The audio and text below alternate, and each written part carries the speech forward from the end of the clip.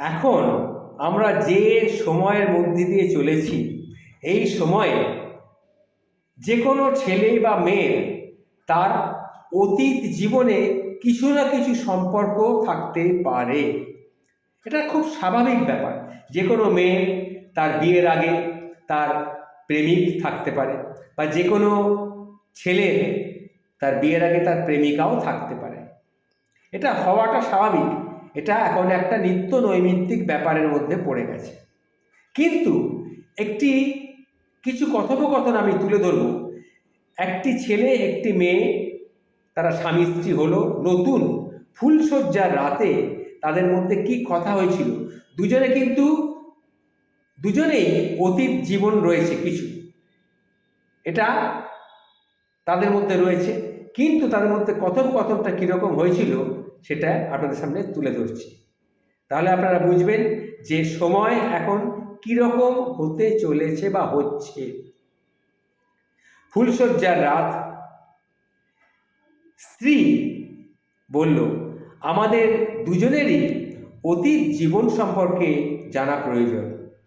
তখন যে স্বামী সে মৃদু হেসে বলল, বলো, তুমি কি জানতে চাও?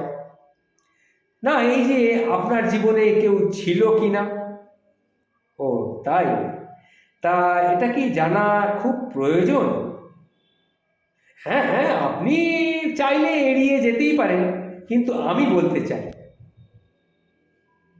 কিন্তু আমি জানতে চাই না।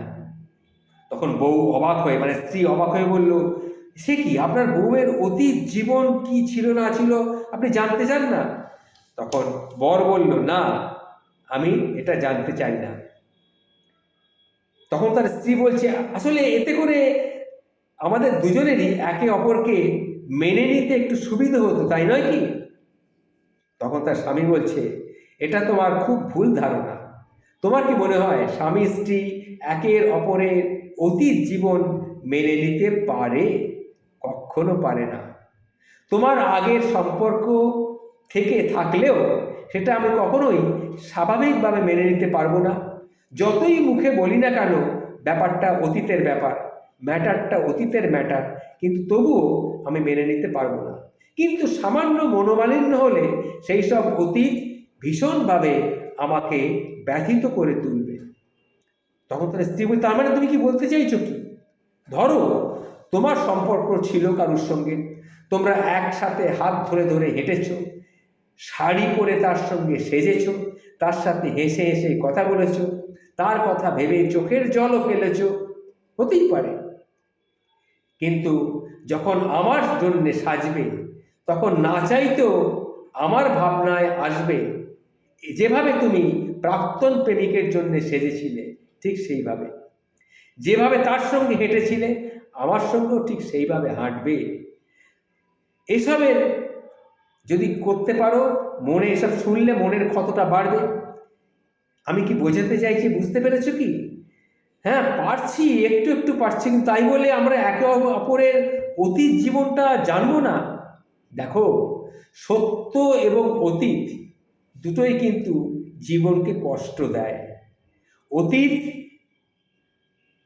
আমাদের জীবনকে কষ্ট দেয়, আর সত্যও জীবনকে কষ্ট দেয়। ভবিষ্যৎ সম্পর্কে মনোমালিন্য বাড়িয়ে দেয় সেই সত্য, সেই অতীত। সুতরাং সেটা চাপা থাকাই তো ভালো, তাই নয় কি? তখন স্ত্রী বলছে, দেখুন আপনি অনেক সূক্ষ্মভাবে চিন্তা ভাবনা করেন। সত্যিই তো, প্রাক্তনের সাথে যেভাবে যা আপনি করেছেন বা আমি করেছি সেগুলো ভাবলে মন খারাপ হতোই। আসলে আমরা কেউই অতীতকে মেনে নিই না, নিজের সাথে শুধু একটু সমঝোতা করে নিই। তাহলে আমাদের এখন কি করতে হবে? তাহলে চলো, তখন স্বামী বলছে, তাহলে চলো এই পবিত্র রাতে, আমাদের জীবনের প্রথম রাতে, একে অপরের কাছে কিছু প্রতিজ্ঞা করি। কি প্রতিজ্ঞা? আগে আমার হাতে হাত রাখো। তখন স্ত্রী বলছে, এই রাখলাম। এখন দুজনে চোখ বন্ধ করব।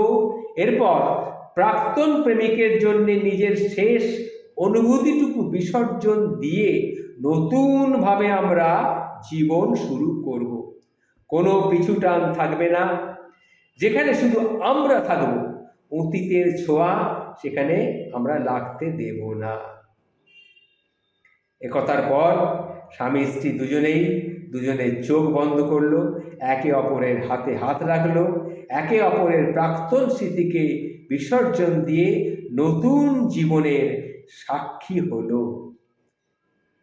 এইভাবেই অতীতকে ভুলতে হয়, এইভাবেই অতীতকে মেনে নিতে হয়, এইভাবেই অতীত সম্পর্ককে মুছে ফেলার চেষ্টা করতে হয়।